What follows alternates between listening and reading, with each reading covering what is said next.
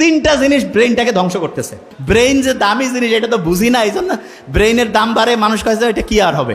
এক নাম্বার জিনিস। আচ্ছা, এখানে কেউ কি আছে যে 100 কোটি টাকার মালিক? 100 কোটি নবডি না? আচ্ছা, ব্রেইনের দাম এখনকার হিসাবে মিনিমাম 30,000 কোটি টাকা।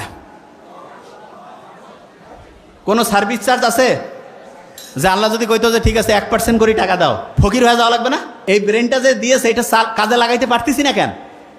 তিনটা জিনিস ব্রেনটাকে ধ্বংস করতেছে। এক নম্বরে কি, প্রফেসর মুখতার আহমেদ স্যার বলছে কিন্তু যে আমাদের ধৈর্য কম না? এই কি কম? তা উনি যেটা বলছে যে ধৈর্য কম, উনি তো বাংলায় বলছে, এই জন্য শুনে অত মজা লাগে নাই, মনে করছে এটা ফির কি সমস্যা। আপনি যদি আর্টিকেল পড়েন, আর্টিকেল মানে বিদেশি একেবারে কোটি কোটি ডলার খরচ করিয়া বিভিন্ন গবেষণা করে ওরা বাইর করছে, ওরা সেখানে বলছে কি জানেন, আপনার ব্রেইনের সবচেয়ে বড় সমস্যা হিসেবে তারা যেটা চিহ্নিত করছে সেটা তো ইংরেজিতে বলছে, কি নাম শুনেন? Attention deficit hyper activity disorder. ওরে বাবা, এত বড় রোগ! এইখানে যারা আছি হয়তোবা আল্লাহর মধ্যে এরা তো ইসলামী, এদের হয়তো বেশিরভাগ জনের ব্রেন ভালো আছে, তবে সারা দেশের যদি চিন্তা করি 80% মানে 10 জনে 8 জনের, আমার সাথে একটু বলতে হবে, attention deficit hyper activity disorder. এইটাকেই বাংলায় বলে কি, ধৈর্যের অভাব। এবং আপনি যদি ডাক্তারের কাছে যান, যদি আপনার এটা লিখে দেয় ADHD, কবে যে আপনার বিশাল বড় সমস্যা।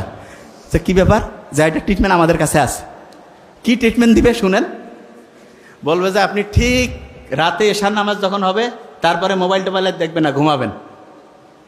ফজরে উঠবেন, উঠে আগে একটু চোখ বন্ধ করে থাকবেন, শুকরিয়া আদায় করবেন, তারপর একটু এক্সারসাইজ করবেন, সকালে একটু হাঁটাহাঁটি করে সূর্যের দিকে তাকাবেন, সারাদিন সহজে বেশি মোবাইল বের করবেন না, দুপুরের পরে একটু দেখতে পারেন, আর কোন সময় কি কাজ করবেন এটা ডায়েরি মেনটেন করে লিখে লিখে করবেন। ফি হচ্ছে কয়েক হাজার টাকা নিয়ে নিবে, বুঝেন নাই? বড় বড় যে রোগগুলো, আমি তো অবাক হয়ে গেছি যে কিরে বাবা, এগুলো রোগ, এগুলো ট্রিটমেন্ট, এবং এগুলো যাদের হয়, অবশ্য যার টাকা পয়সা কম হইলেও কোনো সমস্যা নেই, কারণ মানে রোগ যে আসে টেরে পাবে না। তা ওই বেশিরভাগ জন যারা আছে না, টাকা পয়সা প্রচুর, আমরা তো দেখি ওই যে তোমাদের নোবেল স্যার সারা দুনিয়া থেকে রুগী দেখতেছে আলহামদুলিল্লাহ, এবং ইন্ডিয়ায় মাদ্রাস চেন্নাইতে যে ভালো হচ্ছে না আলহামদুলিল্লাহ, কারণ খুব অথেন্টিক ইমানদারির সাথে রুগী দেখে, সে একটা পয়সা কোনোদিন দুই নাম্বারই করেন, এই জন্য অনেস্ট ডাক্তার আল্লাহর রহমত আছে আলহামদুলিল্লাহ। এবং সে যেটা করছে আমি দেখছি, হিউজ মানসিক এই প্রবলেমের রুগীগুলো আছে। তা এইটা থেকে কেউ যদি বাঁচতে চায় তাহলে তাকে